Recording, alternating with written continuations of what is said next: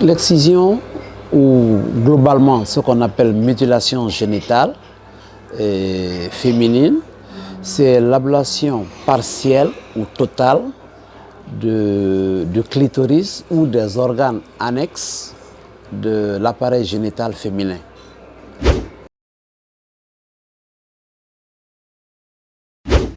Et c'est combien de femmes qui sont concernées en Guinée? D'après les chiffres nationaux, c'est autour de 90% des femmes, des jeunes femmes qui sont excisées dans notre pays. La majorité des gens disent qu'il faut faire l'ablation du clitoris par exemple pour stopper le plaisir féminin.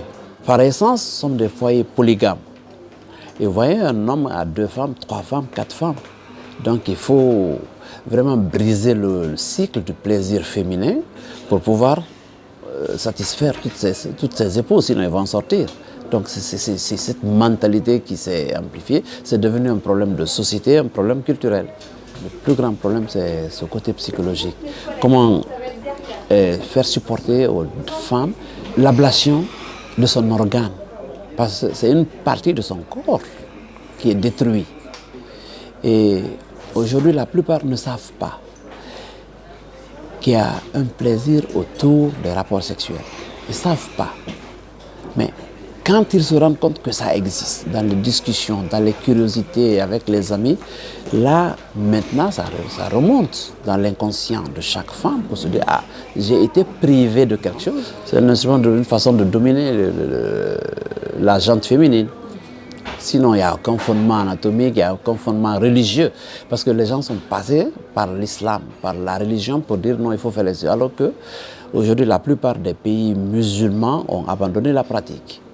Mais ça reste très très ancré dans notre société, dans nos communautés.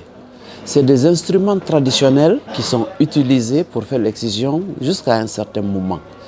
C'est des lames qui étaient fabriquées par des forgerons. C'est devant l'ampleur des séquelles, des traumatismes de ce phénomène que le corps médical a fait une petite récupération. C'est pour cela qu'on parle de médicalisation de l'excision. Sinon, dans les hôpitaux, ça ne se pratique pas du tout, c'est interdit, c'est contre les principes de la médecine. Mais nous avons le corps médical à récupérer à travers des matrones, à travers des sages-femmes, pour atténuer, pour que ça se fasse dans des conditions aseptiques, dans des conditions vraiment où les séquelles sont réduites au maximum. Mais l'excision, elle est interdite en Guinée par la loi. Depuis 1968, toutes les constitutions qui sont succédées dans notre pays, tout le code pénal, tout est interdit, mais les gens contournent la loi parce qu'on ne peut pas construire une prison pour 5-6 millions de femmes. Donc, et c'est les femmes qui pratiquent l'excision, pas les hommes. Mais c'est sous la pression masculine, souvent ça se fait. Donc les lois dans notre pays sont formelles là-dessus, mais le problème c'est l'application de la loi. L'excision se pratique dans tous les milieux.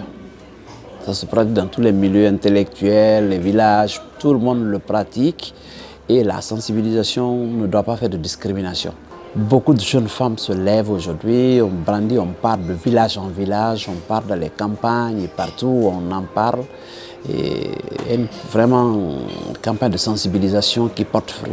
Et les imams, on les aborde, d'abord nous en tant que société civile, pour leur expliquer le danger de ces excisions.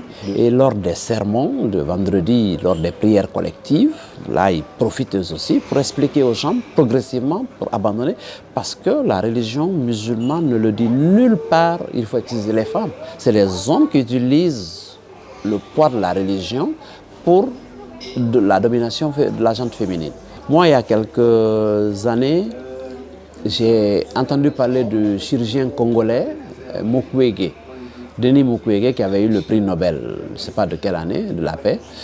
Il est arrivé chez nous, on a eu des contacts, on en a parlé.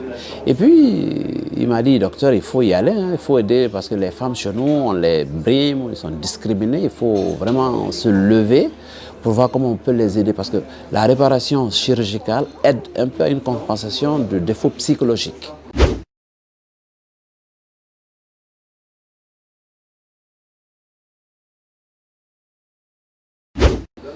Donc c'est comme ça que je suis venu de stage en stage et on a appris à faire les réparations. Et immédiatement, j'ai commencé à lancer sur les réseaux sociaux que pour celles qui peuvent se faire. Mais le problème, c'est le coût. Ça coûte combien? Il faut prendre une excision autour de entre 2 000 et 3 000 euros. Et combien de personnes peuvent se le permettre?